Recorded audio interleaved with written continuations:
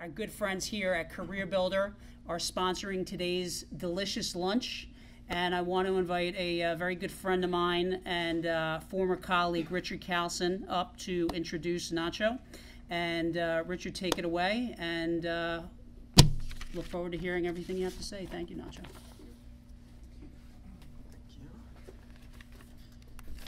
Thanks, Harris. I want to thank everyone for joining us today. My name is Richard Carlson, and I'm the Global Relationship Director between Career Builder and Olympus Corporation, along with all of its respective business lines and divisions worldwide. I partner directly with our enterprise clients to help them develop, execute, and manage their overall talent acquisition strategy. One of the companies I've had the privilege of working with over the last 3 years is Olympus. I was actually there last week meeting with my main contact, and before we started our meeting, I mentioned that I would be introducing the president of Olympus at an upcoming networking event, and that I would love to hear what it's like working with Mr. Abia. It didn't take more than 2 seconds for that colleague to start giving me some great insights. First thing she said is Nacho's incredibly dedicated to not only Olympus, but its employees. He brings tremendous focus to Olympus and entrenches himself into the business. Unlike others in his position, Nacho is not intimidating and a great person to talk to. I can attest to that from our introduction a few minutes ago. And his kids even go to the Olympus daycare, just like everyone else. One interesting story that the contact told me was that at the first meeting where Nacho was presenting himself, at the first meeting in their Center Valley offices, he started by showing a picture of friends and family and introducing who each of them were. And my client had never seen anything like that, she said. But it really humanized who Nacho was and who they'd be working for, and she really appreciated that. And just from my impression from talking to my client, what I got was that people could really relate to Nacho and they truly enjoyed working with him. So, as some of you may know, Olympus is a global technology company headquartered in Tokyo with business activities in the medical equipment, consumer products, and scientific and industrial fields. Olympus Corporation of the Americas, though, through its more than 5,000 employees, has the responsibility for representing Olympus interests across North and South America, including manufacturing and service, as well as sales and marketing activities through its various subsidiaries. Mr. Abia has been an employee for Olympus for over 14 years, serving in the U.S. and abroad, including Olympus European headquarters in Hamburg, as managing director for the imaging division for Europe, Middle East and Africa, and Barcelona, as CEO of the Olympus subsidiary in Iberia region. Prior to becoming president of Olympus Corporation of the Americas in July 2013, Mr. Abia was the president of Olympus Imaging America and served on the Olympus Imaging Corporation of Japan's board of directors since 2008. Mr. Abia holds dual master degrees in telecommunications engineering and business administration. Born in Spain, Mr. Abia is married with 2 children and currently lives in Bethlehem, Pennsylvania. Ladies and gentlemen, please give a warm welcome to Nacho Abia, President of Olympus Corporation of the Americas. Well, first of all, thank you very much for your invitation to be with you today. It's my real pleasure to be here, and I will try to make the next 35 minutes a little bit not too boring for you, because I think what the most important thing is going to be the debate afterwards, and I'm happy to answer or comment on anything you like. My pleasure to be here. I'm glad that Richard spoke with the right individual in the company. I'm not sure if all of them would have said the same thing, but yeah, which is true is that I am a devoted Olympus employee for years, and I am a family man as well, and you will see this in my presentation today. So with further ado, let me go through the slides we have prepared for this, and in essence, my plan today is to talk to you a little bit about myself. I mean, if this can be interesting for someone, I think it's my life is not especially interesting, but at least I've been in many places in the world, and probably this is what makes a little bit exciting of my life. A little bit about Olympus. I think it's going to be. I mean, everybody knows Olympus, or most of the people knows Olympus for our camera business. I mean, that's what is giving our brand value. But in reality, this represents barely 10% of our business, and majority of our business is in the medtech industry. So we provide medical equipment for healthcare providers. So I'm going to talk a little bit about that, and finally, I think this is probably the part that will be more interesting for you eventually. I mean, it's always interesting to talk about success stories, and there is always learning about that. But the way I want to talk to you today is talk to you about three stories of my personal stories that happened in my professional life that started like a big disaster and managed to end in something better, right? So, and through this, I definitely learned much more than in any other previous successful experience that was easy, I would say. So I will tell you a little bit about it, and after that, I mean, I'm happy to welcome any question or any comment from yourself. Okay, so a little bit about me. Born in Alicante, Spain. I'm a Spaniard. Alicante is a small town in the south of Spain. Very touristic place, very nice place, wonderful for vacation. But if there is a place in the world which I consider as a hometown, it's definitely Barcelona. I grew up there. It's a wonderful city. I was talking with one of your colleagues here, one of your members, about this. I mean, it's a while ago since I left Barcelona, but it still is my hometown. And somehow I feel that one day, maybe when I will be retired, I'll come back there. Still family there, my parents are there, and a lot of friends. So it's a wonderful place, and I always advertise for my city. So if you have not been there, you have to go. You will not be deceived. So my family, this is something I always do, right? So, and I did when I started in Olympus. And why I do this is simply because it is the most important part of my life. I mean, I can dedicate probably 13 to 16 hours to Olympus and less to my family, but I always want to remind everybody that, and to remind myself that if I am here, if I am on Earth, the real relevant part of my life is my family. And I don't have a big family, but definitely we're very much united. So let me introduce my parents and my sister, which live in Barcelona, my wife, and definitely my little treasures. These two, it's a 5 years old and 2 years old. They really is my daily happiness, right? So, and no matter, there is nothing better to come back after a business trip and receive the hugs of the kids, and it really would make me alive every day. So Max and Ian, Max was born in Barcelona, Ian was born here in the States already, but both of them are truly American. I mean, it's nice to see how they are growing. So what I like in life, family, first of all, as I mentioned, be with friends. I mean, I think I've been living in many parts of the globe, and definitely everywhere I went, I left a lot of friends that I like to meet from time to time, and it's a nice kind of I mean, it's a nice way to remind where you have been when you know the people, and you meet from time to time all those people that represent something from you at a certain time of your life. So friends is a important part of my life. I like to read when I have time. I like to exercise when I have time, which is not very often. The only thing is regularly in my agenda, it's actually the Philadelphia Triathlon, which is a nice one in Fairmount Park. Actually is the only one that I'm doing by now, but still I try to do every year, and I think it's a great spot. And traveling. I mean, this is I've been blessed in my life with a job that allow me to combine my passion on traveling with my business trip. I mean, I really been for professional, for private reasons in many parts of the globe, and still I have many places to be. But I think really the traveling and talking with other people around the globe is the best way to develop yourself. I mean, to develop your understanding, to build your tolerance to others, to accept other cultures. So it's really a great pleasure to me, and not much at this point, at least for pleasure, but definitely something is always in my agenda. My education, I mean, Richard already mentioned, I have a master's degree in telecommunications engineering, but I feel bad for my parents that pay for a nice university, but actually my engineering career lasts for 24 hours. This was the time I spent in deciding for a marketing job, as my first job. So really, I don't remember much about it, but it still is in my CV.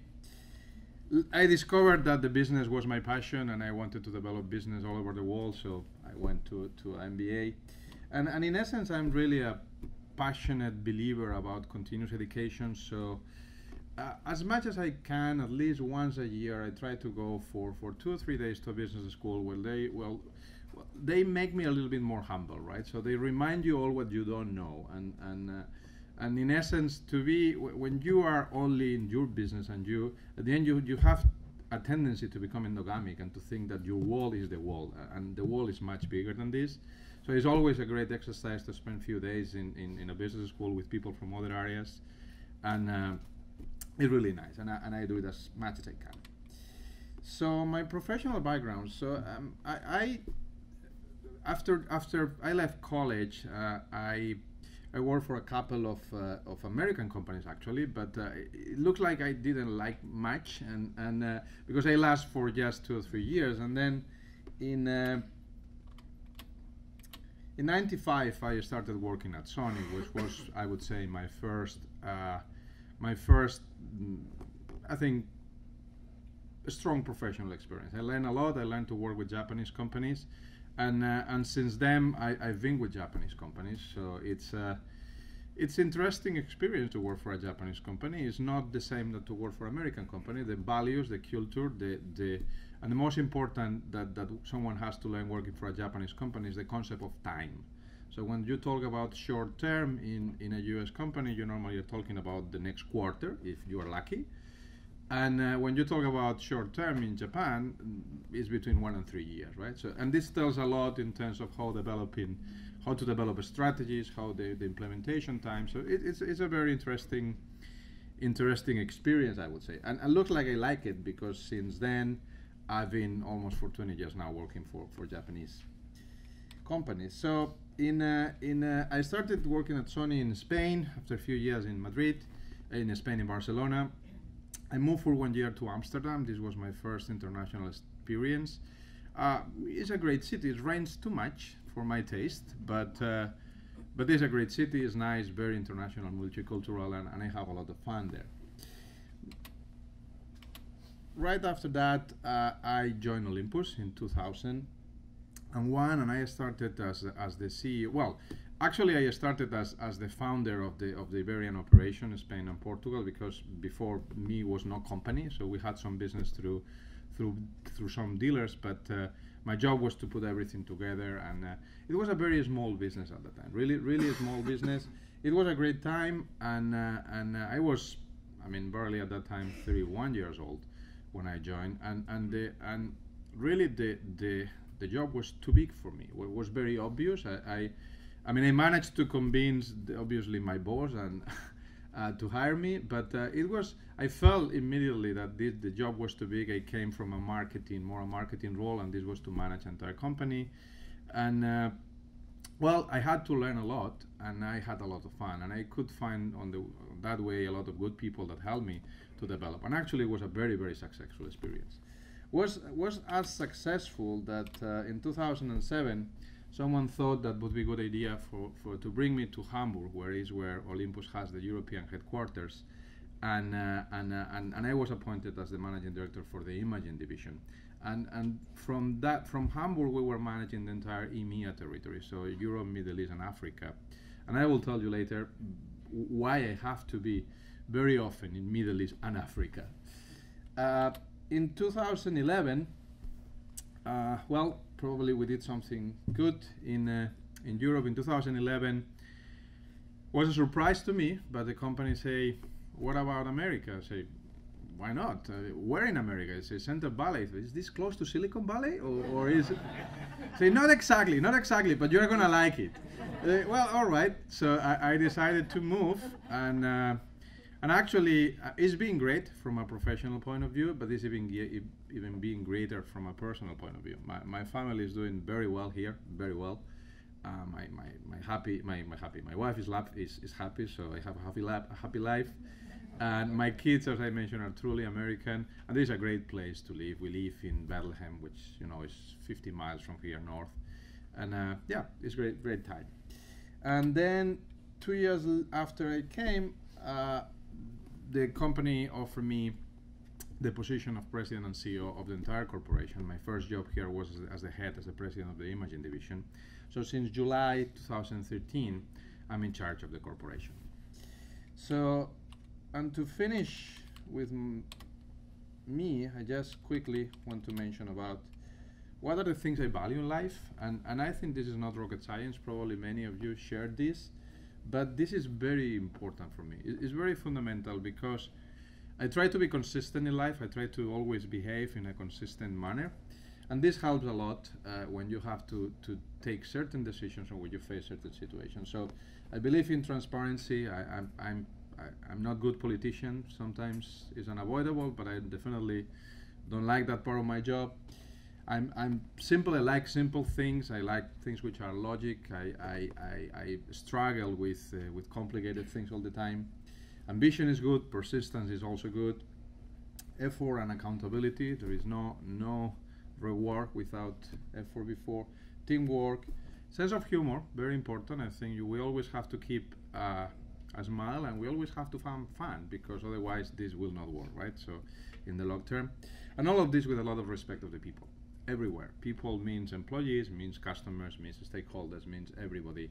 And no matter, I keep saying this when I speak with my employees, and I truly believe on this. No matter what you do, no matter what is your mission in your company, is as important as the CEO or as any other position. Everybody is contributing to the global goal. So those are my values and principles, and I try to live with them.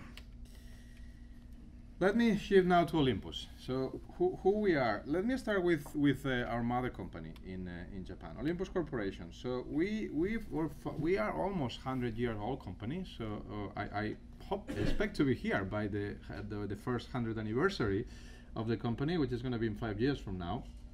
So the company was founded in Japan in 1999. We expanded to Europe and Americas and the rest of the world.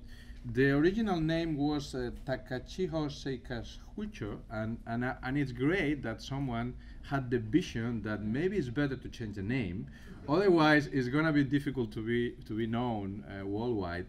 And interesting enough, Takachiho Seikashucho means in Japanese the mountain of the gods, and so again the founder of the company decided in 1921 that if they wanted to expand their business overseas, better to use something which is pronounceable.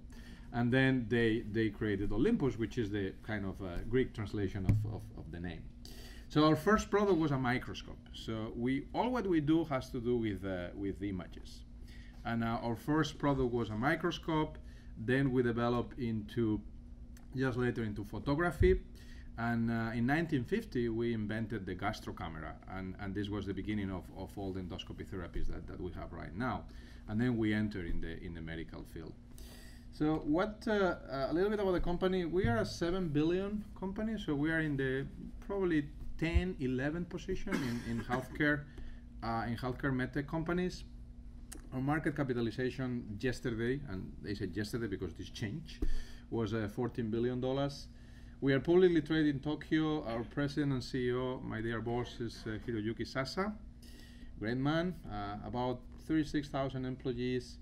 And probably the most important area for a company is that we have more than 15,000 patents, and we invest almost 10% of our revenues in R&D every year. That's massive. There is no company, at least no company that I know in the medtech field, that is spending 10% of the revenues. This is a lot. We are a technology company. I used to say that we are definitely best engineers than marketeers. Right? Our product is superior. Our go to the market not always that superior, but definitely we have great products and great technology. So what we do now, what are our businesses? We have multiple business, but in essence we can summarize this in 3 divisions. One is the medtech business, which represents, as I say before, worldwide 70% of our revenues.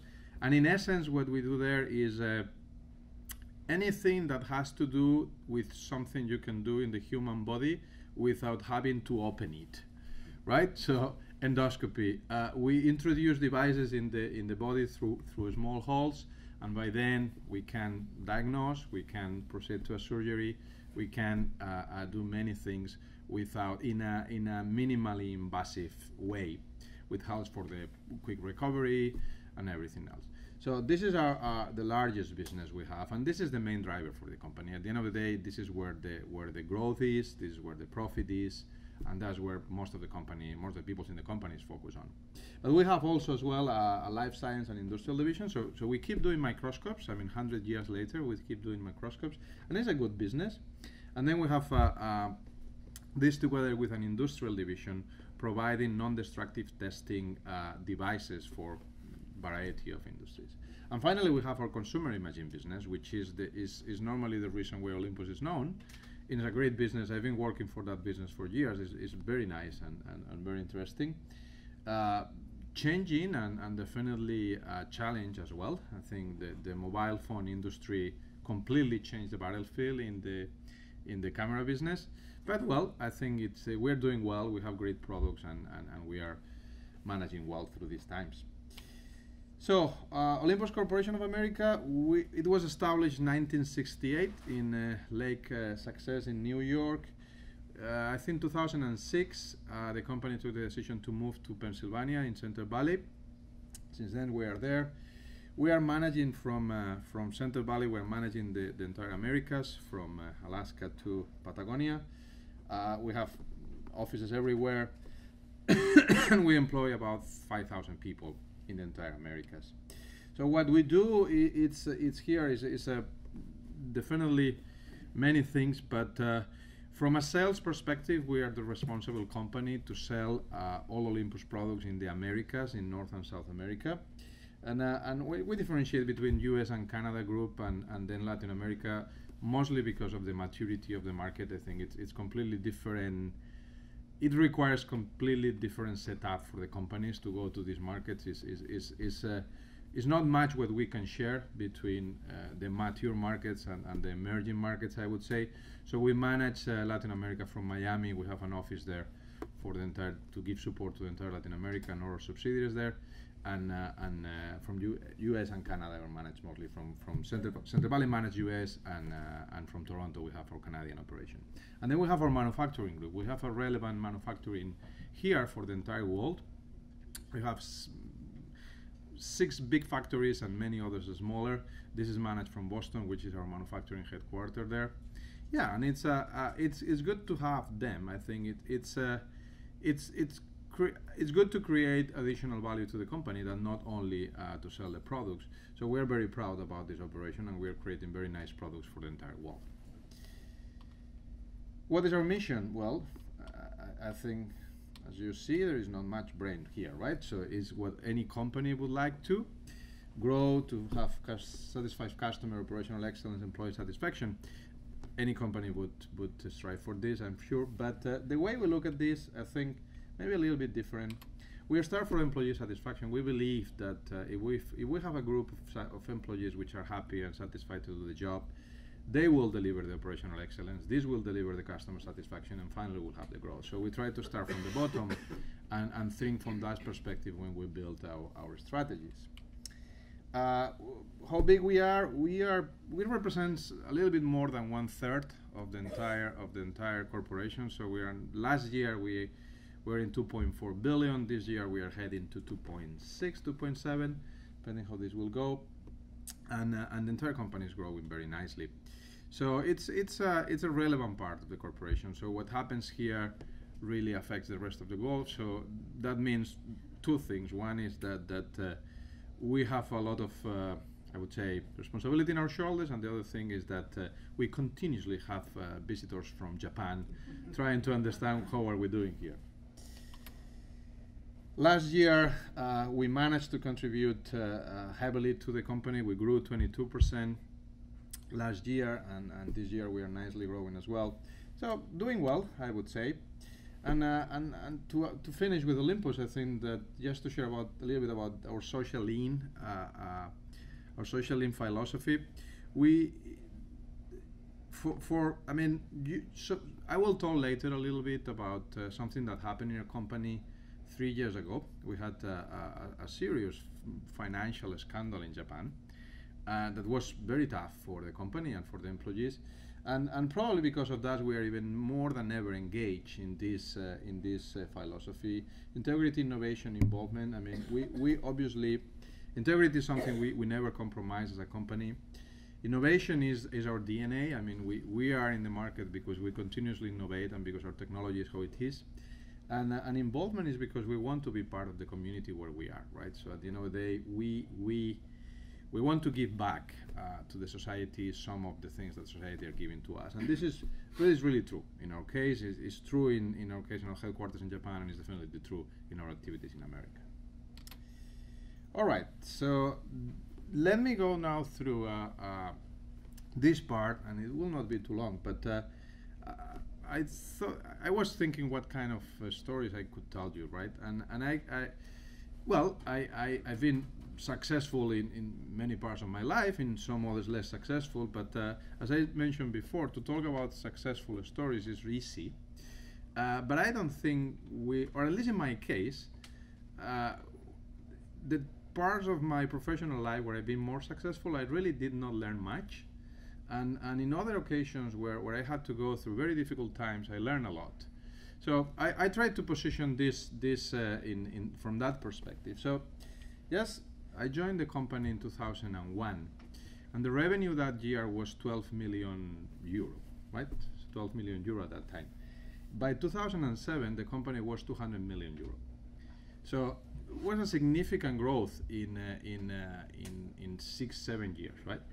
So I really felt like I was the king of the mambo, right? So it was like, wow, I can do anything I want. This is easy. I'm so good, and yeah. Well, that was not true. What happened is that the economy in Spain at that time was booming. We had very good products, and everything helped, and I had a wonderful team to do a good job. But reality is that I felt at that time I was much better than I really was, right? So then someone invited me to go to, this is a Spanish saying, and it's completely true. Everything was going well until suddenly it began to rain, right? So in 2007, someone say, well, Nacho, why you don't go to Europe and do the consumer job? Say, well, why not? I mean, it's a next challenge. I've done that well, and this is going to be easy for me. And then I went in the end of 2007. You know what happened, right? So in 2007, I moved from Barcelona and my successful track behind me to Hamburg to manage the consumer business for EMEA region. Well, in 2008, Lehman Brothers fall, the crisis. I don't know how it was here, but there was horrible, really terrible. And the first business that suffered dramatically in our case was the consumer business. So I was sitting there in my office in Hamburg. I mean, looking month after month how my sales were decreasing, and I was really paralyzed. I think for a few weeks I was like, well, what is this? I mean, this is not. Nobody told me this, and what happened with my? I mean, I'm so good. This should work, right? So, but honestly, for weeks I was like really thinking, what the hell I can do to manage this? Well, finally we went through it, and how we went through it, I think that well, first of all, we had to accept the situation, right? And this started the series of learning from my side. First of all, we had to accept that this was the crisis was going to be there for long. It was not a 2-month crisis. I mean, it really was serious. Consumer market was very much affected, and well, we could not expect that the market was going to recover suddenly, and we had to do something. And it was not easy, because the first thing we had to do is to acknowledge that the business was going to be down. I mean, was going to decline, and that means that our structure was too big, and we had to take difficult decisions in terms of restructuring and letting people go, in order to manage our SG&A. But the other thing that happened, and it became a very nice experience for me, is to say, well, in the developed world, there is not much to do. I mean, in Germany, in France, in Italy, in Spain, in the UK, the business was crap, really tough. And so, well, what else we have? And I say, well, I think in our region, say we're responsible for EMEA. So yeah, I know, but I've never been there. I mean, I've never been in EMEA or in Africa or in Middle East, and there shouldn't be no business there. So maybe not business, but this is the only chance you have, my friend. So I started a trip a few weeks in the Middle East and Africa, developing partnerships, meeting dealers, and actually this became, in 2009, 2010, became a relevant part of our business, because those areas were far less affected about the crisis or the economical crisis, and still they were growing, and still they were developing certain businesses. So it helps a lot, and it was a nice discovery that we had, that without the crisis probably would never have happened, because it was too far from the civilization. And from other point of view, I told you it was a fantastic time for me, because I could meet people from that regions, and I learned a lot from them, and yeah, found it really interesting at the end. So what happened was the end of this story, that 3 years later the company had half of the size. So it was good for my proud, right? So I learned as well that, well, maybe my success was not only due to me before, because this was not only due to me as well, right? So it turned me a little bit more humble, definitely. But the good thing is that the size of the company was definitely reduced.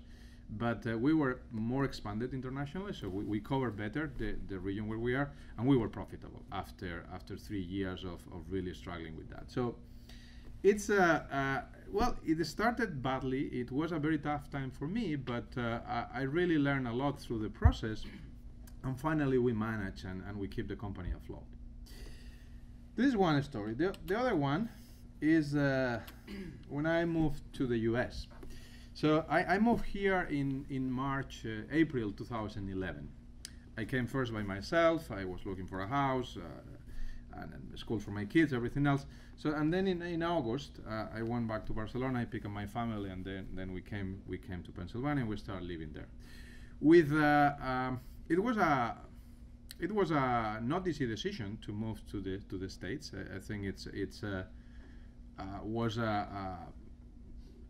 it's really to the unknown, right? So and America, US is not really well known in the other side of the Atlantic. I really can tell you this: there is a lot of prejudgments and perceptions which are not right, and you don't feel and you don't realize it until you don't live here, and probably happen vice versa. But well, my wife and I decided that this would be good for us to be for a few years, or who knows, here. So we came here with a lot of motivation and being happy. Well, in October of 2001, Olympus in Tokyo, our colleagues in Tokyo, disclosed previous hiding of losses of more than 1.5 billion. It was a fraud. It was a very tough one. It almost bankrupted the company. We were that close to bankruptcy, or that close to be acquired in very bad conditions for anybody else, probably from a competitor. It was a tough time. It was October, so I mean, we were living in my house for the new house here for 2 months, and then my wife was looking at me and say, "So now what to do?" I remember I took a plane and I went to Japan and I say, "Guys, what I should do? I mean, I should prepare the luggage and come back to Europe, or well, this was very tough, and for all the employees was really a difficult time, because we really didn't know what was going to happen. I mean, as I say, it was a point where we were very close to bankruptcy, and with equity ratio of at 3% at a point, so really bad, and unfortunately it was a lot of so the fraud, or the financial fraud, was just the tip of the iceberg. So what reality was is that the company had a very poor corporate governance, and this poor corporate governance now lead to a few number of individuals in our headquarters in Japan to take the wrong decisions for years. This was one of them, the most visible one, but there were many others. So a group of, obviously all the board of directors had to resign, and some of them are in jail, and well, many things happen, and the justice followed the course. But for us, we were left with a company with a good business, and that's what I have thought to save the company, is that our products are good and our products are demanded by the market. So we had something to offer, and a new group of directors that did a fantastic job in developing and really developing the right corporate governance for the company, involving the managers overseas in all these preparations. It was a very tough year, but 1 year after that, things started to be much better. 1.5 years after that, we were already back trading in Tokyo Stock Exchange in a normal conditions. And actually, now our financial situation is more solid than ever. But even more important than this, I would say that our corporate governance is probably top class in any place in the world. We, thanks to this, we have a saying in Spain: "What don't kill you make you stronger." Right? I think we left very strong out of this situation. But this was one of the talking again about learning, right? So what are the things I got from that is that, first of all, we were able to recognize our friends, right? So in terms of customers or vendors, I remember a lot of conversations with both customers and vendors. Some of them supportive, some of them more cautious, but we were able to recognize with whom you can count on these things. The other thing we had to work is that, well, we had to accept that our processes in the company were not right, and that's what led to the fraud to happen. So we had to change all of this, and again, it makes you more humble that you cannot stop watching out certain things, otherwise it can get wrong. So it was interesting, very interesting experience, very tough, really tough for all of our employees in America and all over the world. I mean, in Japan it was even tougher, definitely. But finally now we are in an excellent position to overcome whatever the challenges are. So again, a tough experience that became a good learning. And the final one is still going on. We have a U.S. healthcare reform, as you know, going on since 2010. The Patient Protection and Affordable Care Act passed in 2010, and we're in the middle of this. 75% of our business is medical business, so we are very, very much exposed to anything that happens in the healthcare.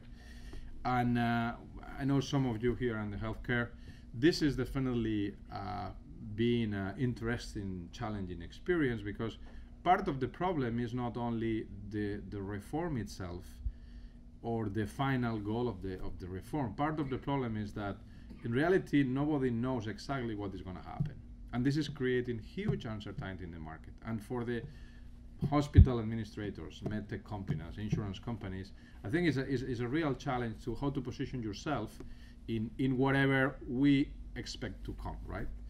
So I first of all, I believe, this is my personal feeling, healthcare reform is here to stay. And I say this because I heard some comments about, well, with a new administration this can be considered. I don't think so. I think healthcare reform is going to stay here, and it's going to stay because US requires a healthcare reform.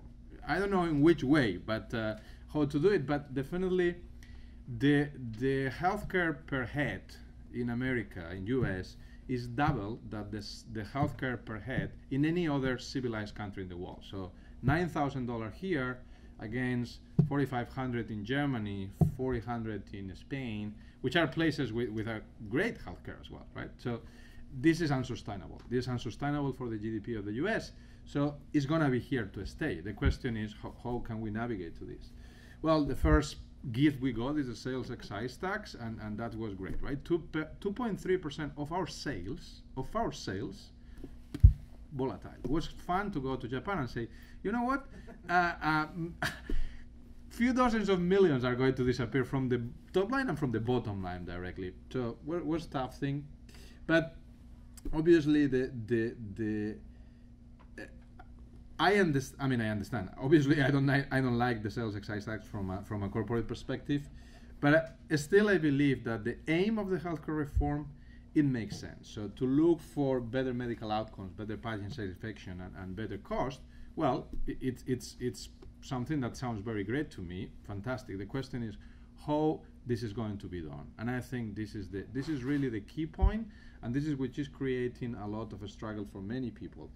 I met often hospital administrators and IDN people, and it's tough for them to make a budget for next year, because it's not easy to identify how it's going to be the source of revenue, how this is going to change, what kind of penalties they might get.